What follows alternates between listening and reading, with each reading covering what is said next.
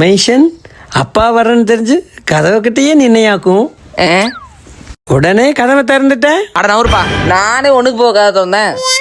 ஒண்ணுக்கு போறதுக்கு எதுக்குடா கதவை திறந்த? ஜிப்பை திறந்து அப்படியே போக வேண்டியதுதான்டா.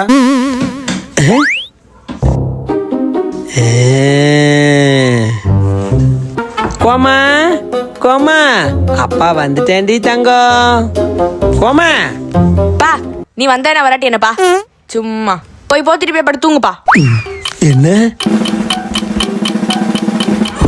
போர்வையை போத்திட்டா?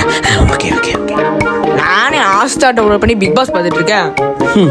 பிக் பாஸா? ஒரு நாள் பார்த்ததுக்கு புள்ள இப்படி மாறிடுச்சு. இப்படியே தினமும் பார்த்தான்னா அவங்கள மாதிரியே இவளும் உருப்படாமே போயிடுவா போல இருக்கு.